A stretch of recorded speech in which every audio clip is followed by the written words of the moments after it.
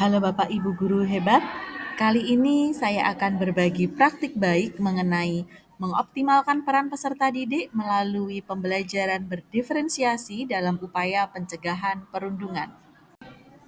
Sekolah bukan sekedar tempat untuk menuntut ilmu. Sekolah juga seharusnya menjadi tempat untuk membangun relasi. Sayangnya, kasus perundungan masih terjadi di beberapa satuan pendidikan. Saat ini, perundungan masih menjadi tantangan serius di banyak sekolah. Melalui pembelajaran berdiferensiasi, kami ingin membantu peserta didik memahami perundungan dan mendorong mereka menjadi agen perubahan. Penting bagi kami sebagai pendidik untuk memberikan pemahaman yang mendalam bagaimana mencegah perundungan. Assalamualaikum warahmatullahi wabarakatuh. Bagaimana kabarnya hari ini? Alhamdulillah baik. Kita hari ini akan belajar mengenai interaksi dan dinamika sosial. Kemarin kita sudah membahas tentang interaksi sosial. Interaksi sosial itu ada dua macam. Ada asosiatif dan ada disosiatif. Yang positif yang mana? Asosiatif. Yang negatif? Disosiatif. Nanti kalau kita interaksinya asosiatif, itu yang dihasilkan apa? Satu hal yang positif dalam bentuk kerjasama, gotong royong, kemudian toleransi dan sebagainya. Tetapi kalau misalkan interaksi sosialnya disosiatif, yang timbul apa? Negatif. Contohnya perundungan, berantem, konflik dan sebagainya. Peserta didik dibagi menjadi 6 kelompok sesuai dengan gaya belajarnya. Ada peserta didik yang menganalisis berita, kemudian menjelaskan materi perundungan, kemudian menjelaskan perannya dalam pencegahan perundungan, apa yang harus dilakukan apabila mengalami perundungan, ada yang membuat video lagu Ayu Rukun, dan ada yang membuat poster stop perundungan. Peserta didik melaksanakan diskusi awal materi sesuai dengan kelompoknya. Mereka mencari materi dari berbagai macam referensi. Peserta didik melaksanakan diskusi awal materi sesuai dengan kelompoknya.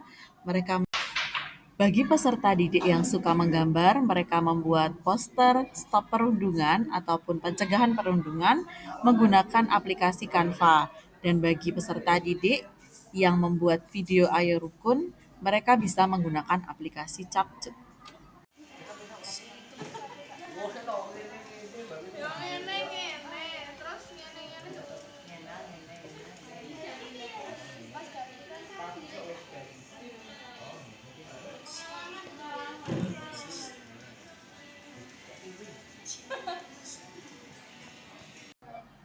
Hasil diskusi mengenai analisis berita, materi tentang perundungan, apa yang harus dilakukan saat terjadi perundungan, kemudian peran dalam pencegahan perundungan, semuanya ditulis dalam bentuk presentasi. Kemudian hasil tersebut akan dicetak sebagai bahan untuk pergelaran mini pameran. Ada yang menggunakan Canva, ada pula yang menggunakan Microsoft PowerPoint. Setelah hasilnya dicetak, hasilnya ditempel pada kertas plano, kemudian diberi hiasan untuk persiapan pameran. Dalam proyek ini, setiap kelompok diberikan kebebasan untuk memilih cara terbaik dalam menyampaikan pesan pencegahan perundungan. Ada yang memilih membuat poster, video, ada juga yang membuat presentasi maupun infografis.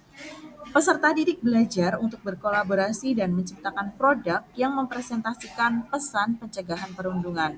Mereka menggabungkan ide-ide mereka dan memilih medium yang tepat dan sesuai untuk menyampaikan pesan. Setelah menyelesaikan produk, setiap kelompok akan mempresentasikan hasil mereka di depan kelas dan menyelenggarakan mini pameran untuk menyebarkan pesan yang lebih luas. Dalam proyek ini, setiap kelompok diberikan kebebasan untuk memilih cara terbaik dalam menyampaikan pesan pencegahan perundungan. Ada yang memilih membuat poster, video, ada juga yang membuat presentasi maupun infografis. Peserta didik belajar untuk berkolaborasi dan menciptakan produk yang mempresentasikan pesan pencegahan perundungan. Selama proses diskusi berlangsung, peran guru adalah sebagai fasilitator. Setelah hasil diskusinya dicetak kemudian ditempelkan pada kertas plano, selanjutnya peserta didik akan menempelkannya di dinding sebagai bentuk persiapan pameran. Ruang kelas ditata, kursi dikembalikan ke tempat semula, kemudian dibuat jalur di pinggir-pinggir untuk memudahkan peserta didik untuk berkeliling dalam belajar. Pada pelaksanaan mini pameran ini, masing-masing stand akan dijaga oleh 2 anggota kelompok. 4 anggota kelompok yang lain akan berkeliling untuk belajar mengenai perundungan dari hasil diskusi kelompok lainnya. Kemudian mereka akan secara bergantian untuk menjaga stand. Jadi, semua anggota kelompok akan mendapatkan pengalaman belajar dalam mengunjungi mini pameran. Di dalam mini pameran, mereka juga bisa melakukan tanya jawab agar dapat mengetahui informasi secara lebih detail. Melalui proyek ini, peserta didik tidak hanya belajar mengenai perundungan, tetapi juga mengembangkan keterampilan kolaborasi, komunikasi, dan kreativitas. Peserta didik akan menjadi lebih peka terhadap perundungan dan lebih siap untuk mengambil tindakan pencegahan. Pembelajaran ini menunjukkan bahwa dengan pembelajaran berdiferensiasi, peserta didik dapat terlibat dalam menciptakan perubahan positif di lingkungan mereka. Setiap siswa memiliki potensi untuk menjadi agen perubahan.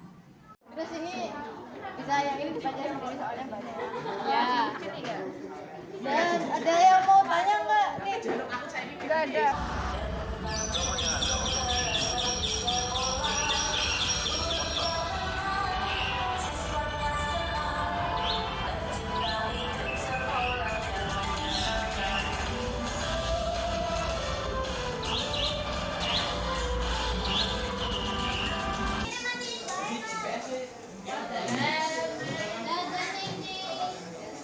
Untuk selama ini jujur saya merasa senang dengan kegiatan KPM yang sudah dilaksanakan di pembelajaran IPAS karena seru-seru juga, tentunya banyak sekali praktek dan presentasi yang mungkin bisa menambah wawasan kita juga, dan tentunya dari kegiatan pembelajaran IPAS ini kita lebih tahu tentang lingkungan sosial kita dan juga lingkungan yang istilahnya itu masuk ke istilahnya materi ilmiah.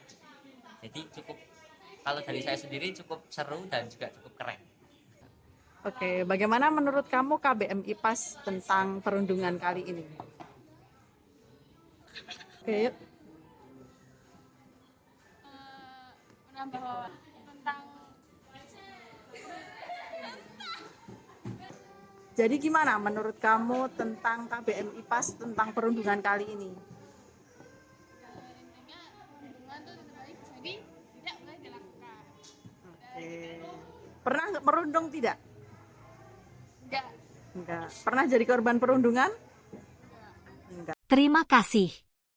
Mari tetap semangat untuk terwujudnya Indonesia Emas 2045. Selamat Hari Guru Nasional Bapak Ibu Guru Hebat.